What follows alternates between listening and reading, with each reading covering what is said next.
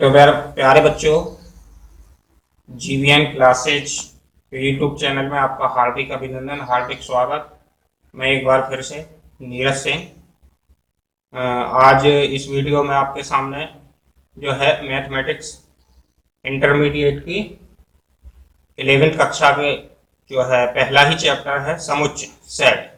Set के विषय में यहाँ आपको जो है जानकारी दी जाएगी और मुझे उम्मीद है और आशा है कि हमारे द्वारा जो ये ऑनलाइन क्लासेज आपको दी जा रही हैं आपको ज्ञानवर्धक और आपको जो है पढ़ाई में पूर्णतः सार्थक सिद्ध होंगी।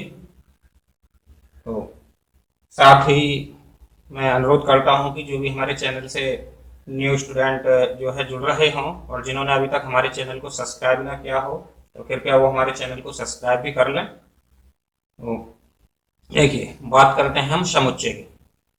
पहला ही चैप्टर है आपका समुच्चय। 11वीं का मैथमेटिक्स एनसीईआरटी बेस है। समुच्चय सेट। सेट कहते किसे हैं? सबसे पहले नाम से ही हमें पता चल रहा है समुच्चय। यह सेट, समुच्चय का तात्पर्य जो होता है संग्रह से होता है। समुच्चय का तात्पर्य किससे होता है? संग्रह से होता है, अर्थात वस्तुओं का हमारा कैसा होना चाहिए? सुपरिभाषित संग्रह। सुपरिभाषित मतलब ऐसे वस्तुओं का संग्रह जिनकी एक स्पष्ट परिभाषा हो और सुस्पष्ट परिभाषा हो, सुनिश्चित हो। उन सभी वस्तुओं के संग्रह को हम क्या कहते हैं? समुच्चय कहते हैं। समुच्चय को हम एक अन्य नाम से भी जानते हैं, कुलक। कुलक भी कह देते हैं इसको कभी कभार, या समुच्चय, या अंग्रेजी में इसको सेट कहते हैं। क्लियर हो बच्चों? अर्थात कैसे सुनिश्चित हो, सुस्पष्ट हो, सुपरिभाषित हो, ऐसी वस्तुओं का जो एक संग्रह कहलाएगा। जैसे कि अभी हमने यहाँ रख दिया और इसमें ऐसी ये क्या रख दें? वस्तु रख दें, तो ये हमारा क्या कहलाएगा? एक सेट कहलाएगा, एक समुच्चय कहलाएगा। क्या कहलाएगा? एक सेट कहलाएगा, समुच्चय कहलाएगा। कोई भी जो इसमें वस्तुएं रखी हुई हैं वो कैसी होनी चाहिए? स्पष्ट होनी चाहिए और सुनिश्चित होनी चाहिए और उनकी एक सुपरिभाषित होनी चाहिए। तो ऐसे सिस्टम को या ऐसे संग्रह को हम किस नाम से जानते हैं? सेट के नाम से, या समुच्चय के नाम से, या कुलक के नाम से जानते हैं। जैसे कि अभी आपके सामने सेट भी है। सेट आपने बहुत सारे नाम सुने होंगे। टी सेट, कौन सा? टी सेट होगा, क्रॉकरी सेट होगा, क्रॉकरी सेट। तो ये सब हमें किसकी ओर सूचना दे रही है? ये जो है हमें सब सूचना जो दे रहे हैं एक संग्रह, एक समूह की ओर सूचना दे रहे हैं। एक संग्रह, एक समूह की ओर सूचना दे रहे हैं। तो स्पष्ट हो जाता है कि समुच्चय क्या है? समुच्चय सुपरिभाषित वस्तुओं का क्या हुआ? एक संग्रह हुआ, जिसके जो अवयव, मेंबर बोल दो या अवयव बोल दो, कैसे होने चाहिए? स्पष्ट होने चाहिए, परिभाषित होने चाहिए। अर्थात मैथमेटिकल रूप में हम इसकी परिभाषा दे सकते हैं कि वस्तुओं का सुपरिभाषित संग्रह समुच्चय अथवा कुलक कहलाता है। इसका वस्तुओं का सुपरिभाषित संग्रह समुच्चय अथवा कुलक कहलाता है। या हम दूसरे शब्दों में कह सकते हैं वस्तुओं के उस संग्रह को समुच्चय कहते हैं जिसमें सम्मिलित प्रत्येक वस्तु किसी गुण विशेष को संतुष्ट करती हो। वस्तुओं का ऐसा संग्रह हो जो कि इसको प्रदर्शित कर रही है, किसी गुण विशेष को क्या कर रही है? संतुष्ट करती हो। अथवा हम कह सकते हैं वस्तुओं का केवल वही संग्रह समुच्चय कहलाएगा जिसमें सम्मिलित वस्तुएं सुनिश्चित और सुस्पष्ट होती हैं। कि वस्तुओं का एक ऐसा संग्रह होना चाहिए, उसी को हम समुच्चय कह सकते हैं, जो कैसी हो? सुस्पष्ट हो और सुनिश्चित हो। तो बच्चों, क्लियर हो चुका समुच्चय क्या होता है। अब हम बात करते हैं, जैसे कि कोई एग्जाम्पल दे दें। हम यहाँ पे क्या दे दें? एग्जाम्पल दिया हमने कि यहाँ पे स्वतंत्र भारत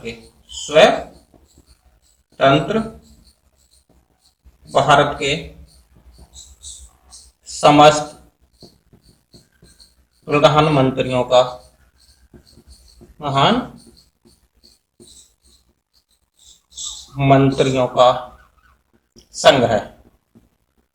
संग्रह। तो यहाँ देखिए, स्वतंत्र भारत के जितने भी हमारे प्रधानमंत्री हुए हैं वो सब क्लियर है, सुस्पष्ट है, सुनिश्चित भी है, सुपरिभाषित भी है। तो ये क्या हो गया? एक समुच्चय हो जाएगा। क्या हो जाएगा? समुच्चय हो जाएगा। जैसे कि एक एग्जाम्पल और लिया, अंग्रेजी वर्णमाला के स्वरों का संग्रह। देखो, अंग्रेजी वर्णमाला के जितने भी हमारे स्वर हैं, ए, ई, आई, ओ और यू, परिभाषित हैं, स्पष्ट हैं, तो ई का भी संग्रह क्या हो जाएगा, एक समुच्चय हो जाएगा। ऐसे हमारे बहुत सारे हैं कि प्रथम 4 अभाज्य धन पूर्णांकों का संग्रह, सम पूर्णांकों का समुच्चय, रियल नंबरों का समुच्चय, तो सब क्या है, ये हमारे सब समुच्चय के एग्जाम्पल हो जाते हैं। अब हम बात करते हैं कि समुच्चय के अवयव। समुच्चय के अवयव, अवयव बोल दो, सदस्य बोल दो, ठीक है। अंग्रेजी में मेंबर बोलना चाहो आप मेंबर बोल दो, एलिमेंट बोलना चाहो एलिमेंट बोल दो, एलिमेंट बोल दो, तत्व बोल दो, ये सबका मतलब एक ही है।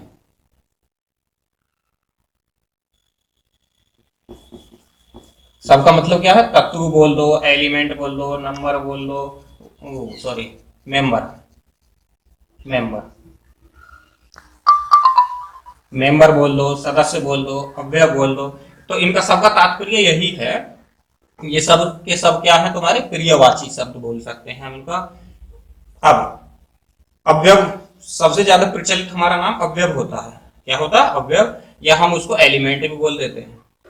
सबसे ज्यादा प्रचलित है अवयव या एलिमेंट या मेंबर, क्या बोल देते हैं, मेंबर। क्लियर हुआ। जैसे एलिमेंट या मेंबरों को जो हम प्रदर्शित करते हैं अंग्रेजी के छोटे अक्षरों के द्वारा प्रदर्शित करते हैं, ए बी सी के द्वारा प्रदर्शित करते हैं, जबकि किसी समुच्चय के नाम को हम कैपिटल, अंग्रेजी वर्णमाला के जो कैपिटल अक्षर होते हैं ए बी सी के द्वारा इनको क्या करते हैं, प्रदर्शित करते हैं। तो जैसे अभी हमने दिया कि ए, और समुच्चय को सदैव मझले कोष्ठ के अंदर लिखते हैं। इसके अंदर मझले कोष्ठ के अंदर इनको दिखाते हैं, अवयवों को बंद करते हैं। जैसे कि ए कॉमा बी कॉमा सी, अवयवों को अर्धविराम के द्वारा, जो अर्ध कॉमा बोलेंगे इसको, अर्धविराम के बीच में लगा लगा कर इनको प्रदर्शित करते हैं, ए बी सी डी, ठीक है। ऐसे डॉट डॉट और भी हैं। तो इसका मतलब है कि अभी और भी आगे तक है, हमारा लास्ट में क्या आ जाएगा, जेड, ए बी सी, ए से और जेड तक, ए से जेड तक। तो ये क्या कहलाएंगे, इनके अवयव कहलाएंगे। ये क्या कहलाएंगे, इनके अवयव कहलाएंगे। अवयव कह दो, सदस्य कह दो, मेंबर कह दो, एलिमेंट कह दो या तत्व कह दो। क्लियर हुई इतनी बातें।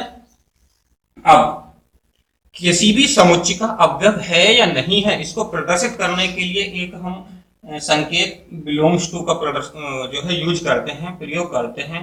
जैसे कि अभी हम कहने लगे कि ए है, कोई क्या है, ए, तो हम लिखेंगे कि ये small A belongs to A, belongs to A. इसका तात्पर्य यह हुआ कि ए एक मेंबर है, ए एक मेंबर है किसका, ए का। ए बिलोंग्स टू ए, इसको पढ़ने का तरीका होगा कि ए सदस्य है ए का, ए सदस्य है ए का। अर्थात जब कोई भी एलिमेंट उस समुच्चय में आया हुआ है तो हम किसके द्वारा प्रोसेस करते हैं, बिलोंग्स टू लगा करके प्रदर्शित करते हैं।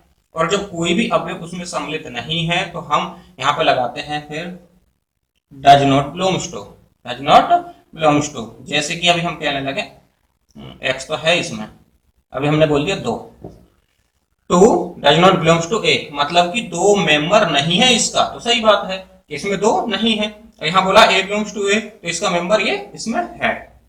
क्लियर हो गया होगा इतना। जब मेंबर होता है तो इसके लिए बिलोंग्स टू का प्रयोग करते हैं, जब मेंबर नहीं होता है तो डज नॉट बिलोंग्स टू का हम क्या करते हैं, प्रयोग करते हैं। क्लियर होगा इतना। अब समुच्चय का निरूपण हम कैसे करते हैं, समुच्चय का निरूपण या प्रदर्शन।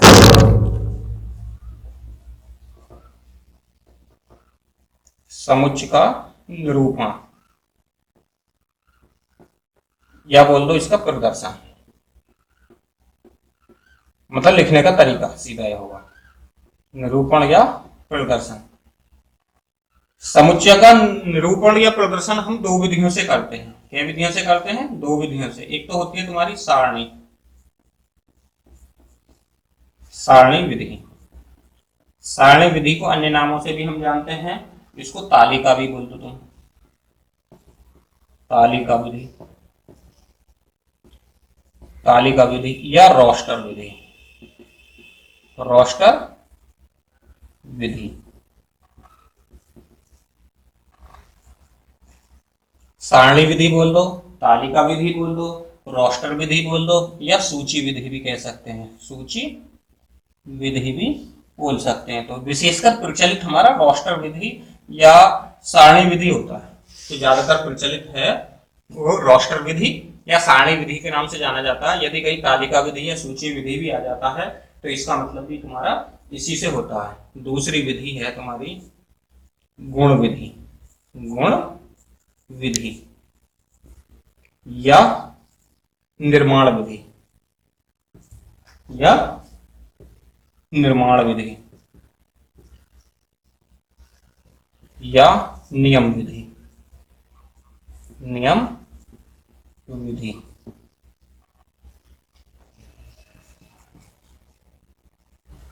समुच्चय, निर्माण विधि, नियम विधि या गुण विधि। तो ज्यादातर इसको गुण विधि के नाम से जानते हैं या नियम विधि के नाम से जानते हैं। अब इन दोनों में डिफरेंस क्या है? दोनों में डिफरेंस ये समझ लो कि रोस्टर विधि में हम क्या करते हैं, रोस्टर विधि में हम जो भी हमारे पास अवयव होते हैं उस टोटल अवयवों को हमें लिखना होता है। टोटल को भी ना लिख रहे हैं तो उनको हम किसमें लिखेंगे, सारणीबद्ध रूप में। जैसे कि अभी कहने लगे कि सभी प्राकृतिक संख्याओं का समुच्चय, सभी प्राकृतिक संख्याओं का समुच्चय, प्राकृतिक संख्याओं के समुच्चय के लिए n से प्रदर्शित करते हैं तो हम क्या लिखेंगे, 1 2 3 डॉट डॉट ऐसे करके दिखा देंगे। तो ये हुआ तुम्हारा किस रूप में, रोस्टर विधि में हुआ। किसमें हुआ, रोस्टर विधि में। अगर यही हमें लिखना, इसको गुण विधि में लिखना, तो गुण विधि का मतलब है कि इसको एक ऐसे नियम के तहत लिखना है कि उस नियम को इसका प्रत्येक अवयव संतुष्ट करे। प्रत्येक अवयव क्या करे, संतुष्ट। जैसे कि अब इसको इसी को हमें किस में लिखना, निर्माण विधि में लिखना। तो इसको निर्माण विधि के लिए हम लिखते हैं कि n बराबर x, अर्थात एक x इसका समुच्चय है, सच दैट का मतलब है ऐसा है, ऐसा है कि x एक प्राकृत संख्या है, x एक प्राकृत संख्या है, या ऐसे न चाहे ऐसे लिख दो, x belongs to x, x such that x belongs to n, ऐसे कर दिया। यहाँ इसी बात को हमने स्टेटमेंट के रूप में लिख दिया है, इस बात को संकेतबद्ध में कर दिया कि x एक प्राकृतिक संख्या है और x बिलोंग्स टू n, मतलब कि x जो है n बोले तो नेचुरल नंबर का जो सेट है उसका एक अवयव है। तो यहाँ x को जब भी हम यूज करेंगे वो क्या होगा, नेचुरल नंबर ही होगा, तो ये लिखा आएगा। तो इनका कहाँ हमको कब कौन सी यूज करनी चाहिए, जब हमारे क्या है छोटे हैं या कम हैं या जिनको हम आसानी से लिखते हैं तो उनको तो हम रोस्टर विधि में लिख सकते हैं। लेकिन जहां व्यापक रूप में है, थोड़े अधिक हैं, तो वहां हमें कौन सी विधि अपनानी चाहिए, वहां गुण विधि ही अपनानी चाहिए, या निर्माण विधि या नियम विधि का ही हमें क्या करना चाहिए, प्रयोग करना चाहिए। तो स्पष्ट हो चुका होगा कि मतलब इसमें हम क्या करते हैं, एक संकेतबद्ध रूप में लिख करके चलते हैं। तो इसका सीधा सीधा एक फंक्शन हम बोल सकते हैं कि x सच दैट px, ऐसे ये किसी कोई भी a वगैरह है, a सेट है, a सेट को x सच दैट px, मतलब कि एक x ऐसा है कि जो px के गुणों को क्या कर रहा है, संतुष्ट कर रहा है। क्लियर हो गया होगा इतना? तो ये हुई तुम्हारी सारणी विधि बोल दो, या तालिका विधि या रोस्टर विधि, जिसमें हमें सीधे सीधे अवयवों को लिखना होता है। और अच्छा, यहाँ एक बात और नोट में याद रखना है तुम्हें कि हमारा समुच्चय में जब हम अवयवों को लिखते हैं तो वहां क्रम का कोई महत्व नहीं होता, क्रम का कोई महत्व नहीं होता। जैसे कि अभी हमने एक सेट ले लिया, यहाँ ए है, ए सेट को हमने ए बी सी और डी, ये इसके मेंबर हैं, और इसको हमने लिख दिया ये कि डी सी ए और बी। तो इन दोनों का मतलब एक ही है, यहाँ क्रम का कोई महत्व नहीं होता है, क्रम का कोई महत्व नहीं होता है। दूसरी बात और कि यदि कोई अवयव रिपीट हो रहे हैं, जैसे कि ए बी सी सी, यह तो यहाँ ए 2 बार है और सी 2 बार है, तो इसको यदि हम ए और बी और सी लिख दें तब भी इसका मतलब यही है। तो डबल लिखने का कोई औचित्य नहीं रह जाता है, केवल और केवल एक बार लिखना ही पर्याप्त होता है। ऐसे ही इनके क्रम का कोई महत्व नहीं होता है, चाहे जैसे भी लिख सकते हो। और इस बात को हम बता चुके हैं कि प्रत्येक मेंबर के बीच में हम किसका प्रयोग करते हैं, कॉमे का प्रयोग करते हैं। तो ये बातें आपको स्पष्ट हो चुकी होंगी। और सुविधा के लिए हम ज्यादातर किसका प्रयोग करते हैं, इसका नियम विधि का प्रयोग करते हैं, जबकि रोस्टर विधि का जो प्रयोग करते हैं हम कौन से में, जब हमारे पास कुछ निश्चित होते हैं, कुछ निश्चित होते हैं और जब व्यापक रूप में अधिक होते हैं तब हम किसका, गुण विधि का ही प्रयोग करते हैं। अब यहाँ पे अब आपके सामने कुछ हम विशेष समुच्चयों को समझा रहे हैं, जिनका हमें अगले अभ्यास में जाकर के या आगे जब हम संबंध और फलन को पढ़ेंगे, रियल नंबर्स को उसको संबंध और फलन को पढ़ेंगे, त्रिकोणमितीय फलनों को पढ़ेंगे, तो वहां हमको उनका क्या होगा, आवश्यकता पड़ेगी। तो उनके कुछ सेटों को अभी हमें आपके सामने बता रहा हूं, कुछ महत्वपूर्ण समुच्चय।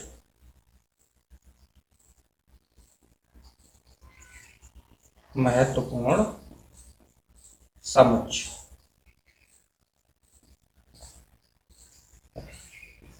सबसे पहले प्राकृत संख्या।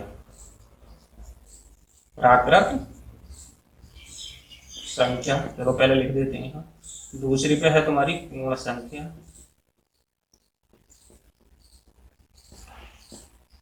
तीसरी पे है तुम्हारी पूर्णांक,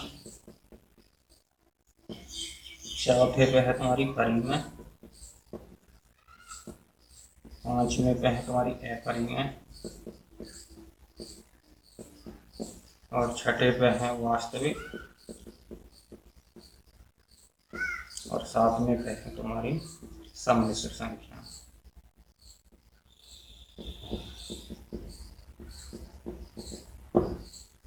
तो पहले इनकी परिभाषा हम लास्ट क्लासेज में सीख ही चुके होंगे, इनके विषय में हमें पूर्णतः जानकारी होगी ही होगी।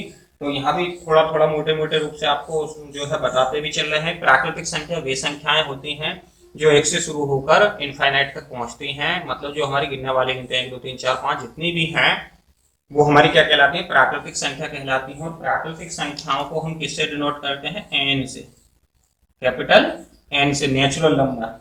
नेचुरल नंबर से हम इनको क्या करते हैं, डिनोट करते हैं। और इस प्रकार से इनको 1 2 3 डॉट डॉट और भी कितनी भी हैं, तो ये प्राकृतिक संख्याओं का समुच्चय होगा। किसका होगा, प्राकृतिक संख्याओं का समुच्चय होगा।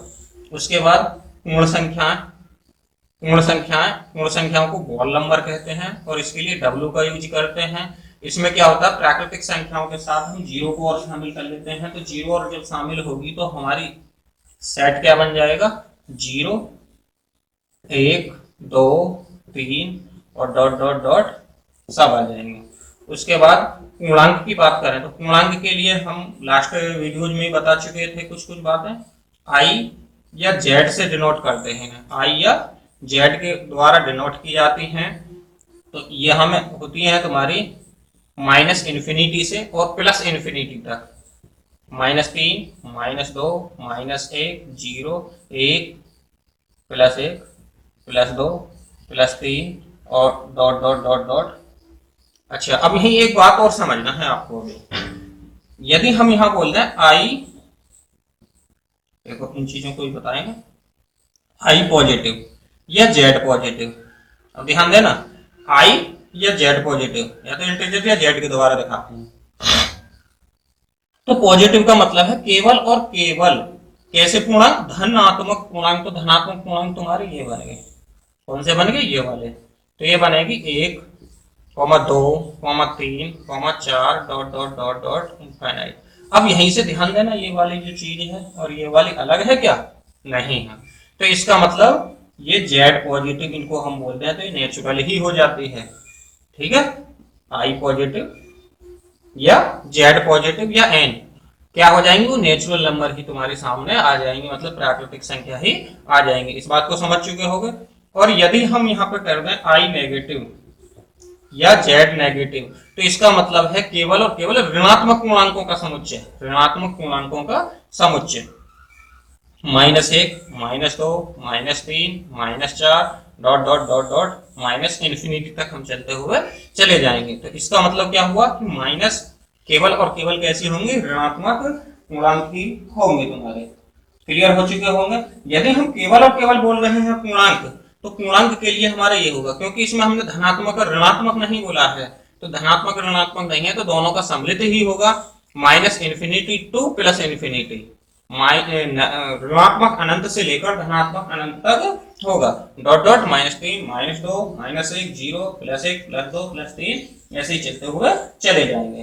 अब परिमेय संख्या, परिमेय संख्या क्लियर हो चुका होगा ये बात, तो यहाँ को समझो। देखो अब आगे हम परिमेय पे, नंबर 4 वाली पे, परिमेय संख्या। परिमेय संख्याओं को हम क्यू के द्वारा डिनोट करते हैं। किसके द्वारा डिनोट करते हैं? क्यू के द्वारा। अब परिमेय संख्या को हम ऐसे सारणीबद्ध रूप में नहीं लिख सकते, तो इसके लिए हम किसका प्रयोग करते हैं? नियम विधि का या गुण विधि का या सारणी निर्माण विधि का प्रयोग करते हैं। तो इसके लिए हम पीछे बता चुके, एक्स कोई संख्या है या एक्स कोई मेंबर है जो किसका परिमेय संख्या है, और जो एक्स की जो कंडीशन है वो किस प्रकार है, मतलब कि एक्स की क्या शर्त है कि x equal P upon Q की फॉर्म में होना चाहिए, एक्स पी अपॉन क्यू की फॉर्म में होना चाहिए, लेकिन Q does not equal 0, Q 0 नहीं होना चाहिए। साथ के साथ ही पी और क्यू जो है वो मेंबर होने चाहिए आई के। आई लिख दो या जेड लिख दो, कोई प्रॉब्लम नहीं है, आई चाहो तो आई और जेड चाहो तो जेड, तो जो सा उचित समझो आप वो उस यूज कर सकते हो। कि मतलब क्या है, क्यू एक्स ऐसी संख्याओं का समुच्चय है जहां एक्स क्या है तुम्हारा पी अपॉन क्यू की फॉर्म में है और क्यू डज नॉट इक्वल 0 है, पी और क्यू बिलोंग्स टू आई। इसका मतलब कि पी और क्यू क्या है, कोई भी पूर्णांक है, तो वे संख्या क्या कहलाएंगी, तुम्हारी परिमेय संख्याओं का समुच्चय कहलाएगा। अब जैसे हमने यहाँ धनात्मक और ऋणात्मक की कंडीशन बताई है, ऐसे यहाँ भी पॉजिटिव क्यू लेंगे तो धनात्मक परिमेय संख्या, नेगेटिव क्यू लेंगे तो ऋणात्मक परिमेय संख्या होगी। क्लियर होगी इतनी बात। अब अपरिमेय संख्या, अपरिमेय संख्याओं के समुच्चय को हम किसके द्वारा प्रदर्शित करते हैं? टी के द्वारा प्रदर्शित करते हैं। अपरिमेय संख्याएं ये वाली है 5वें नंबर वाली, अपरिमेय संख्याओं को हम टी के द्वारा प्रदर्शित करते हैं, और इनका जो सेट होता है x सच दैट कि x जो है क्या है, एक रियल नंबर है, x एक रियल नंबर है, और जहां पे x does not belongs to q, मतलब कि x रियल नंबर तो है बट परिमेय संख्या नहीं है, बट परिमेय संख्या नहीं है। समझो टी किसका है? अपरिमेय संख्याओं का एक समुच्चय है, जबकि x किस रूप में है? परिमेय संख्या, सॉरी परिमेय नहीं, ये रियल नंबर, आर का मतलब है ये वास्तविक संख्या, इस पे पहुंचने अभी वास्तविक संख्या है। आर एक्स क्या है? एक वास्तविक संख्या है, और x does not belongs to Q, मतलब कि x क्यू में शामिल नहीं है। या इसको हम दूसरे रूप में ऐसे भी लिख सकते हैं, T equal x such that x does not P upon Q, Q does not equal 0 और पी और क्यू बिलोंग्स टू आई। इस रूप में भी लिख सकते हैं कि मतलब एक एक्स ऐसी संख्या है कि वो इस रूप में नहीं होनी चाहिए, इस रूप में नहीं होनी चाहिए, बाकी कैसी हो, बाकी कैसी भी हो, जब पी अपॉन क्यू के रूप में नहीं लिखी जाएगी तो वो क्या होगी? अपरिमेय होगी। क्या होगी? अपरिमेय होगी। तो अतः या तो ये रूप दिखा दो या ये रूप दिखा दो, मतलब कि x belongs to R. x एक कैसी संख्या है? वास्तविक रियल नंबर है, बट x कैसी नहीं है? क्यू बोले तो परिमेय संख्या, या x such that x does not